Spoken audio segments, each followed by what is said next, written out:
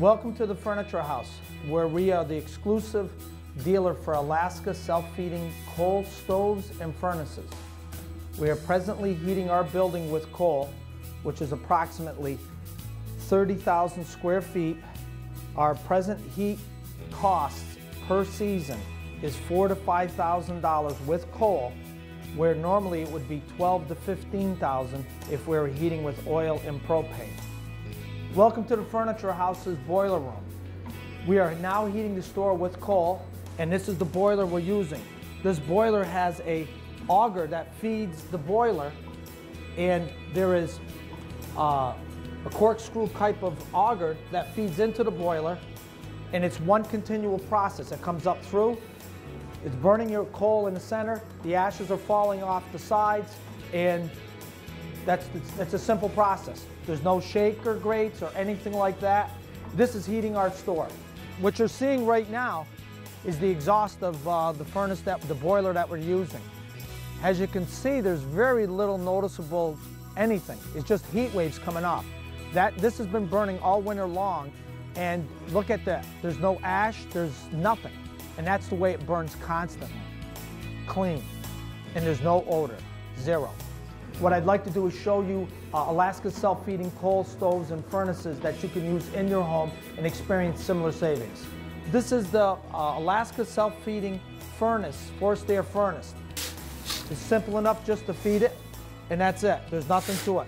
Doors open, there's not all kinds of soot coming out that it would be like with a wood stove or a pellet stove.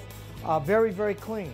What we have is the hopper pushing down on what I call a slide. In the slide, there's holes, and there's a blower in there forcing the coal to burn.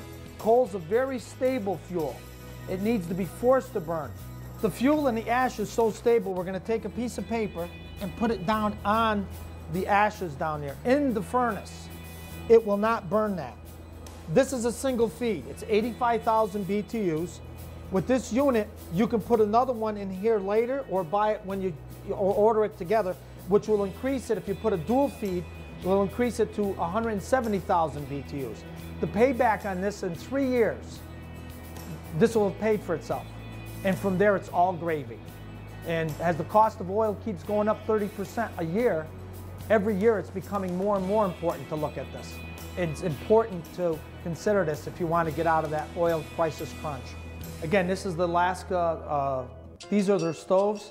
The mechanics you saw downstairs with the feed is the same in these units as they are the other ones. They're all one simple process.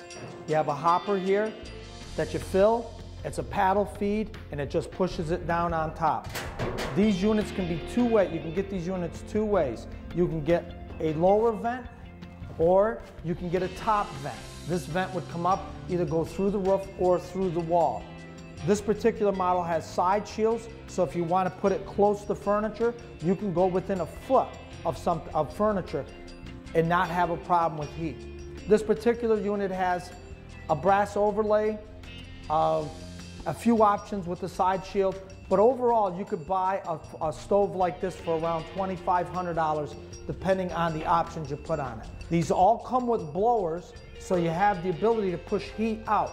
It's not an option, it comes with it. So the air blows out over the top, and you have the ability to push a tremendous amount of heat. These are 85,000 BTUs.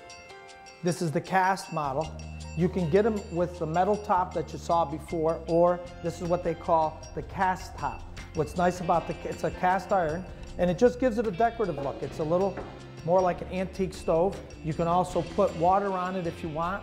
You can boil soup on it if you like. They all have the same mechanics. They all have that same hopper feed, simple units. If you're not using your fireplace and you want to get the same results for heat, you would go to this model here.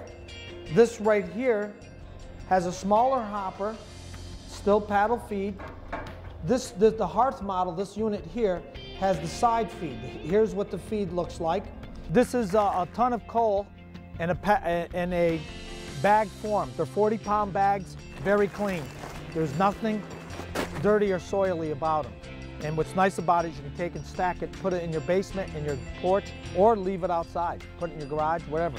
There's the environment's not going to bother it. The issue that we have here is that, are we going to continue to buy oil and gas and be held hostage by the oil companies? This past year, the oil companies experienced the biggest profits in their history. They wanted to blame it on Katrina, or is it price gouging? I believe it's price gouging, but the main issue is we don't have a stable oil supply. We're not dependent on domestic fuel, we're dependent on a foreign fuel. So we're constantly at the mercy of the oil companies.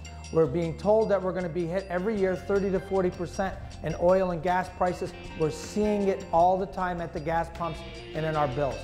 Do we want to continue on this, or do you want to consider going to a fuel that we have domestically, and we can cut out the Mideast by going to our domestic fuel, and that's coal. And to me, it's a no-brainer. What's beautiful about this is it's very, very clean.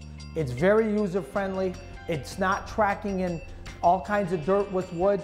Pellets are not a savings anymore. The only fuel that's an option is anthracite coal, not bituminous. That's dirty coal. Anthracite, it's the clean coal. And these furnaces are very affordable. You can buy any one of these stoves for approximately $2,500 and in 3 years pay for themselves and have 70-degree temperatures, not 65. This is something that you can be proud to own and have in your home.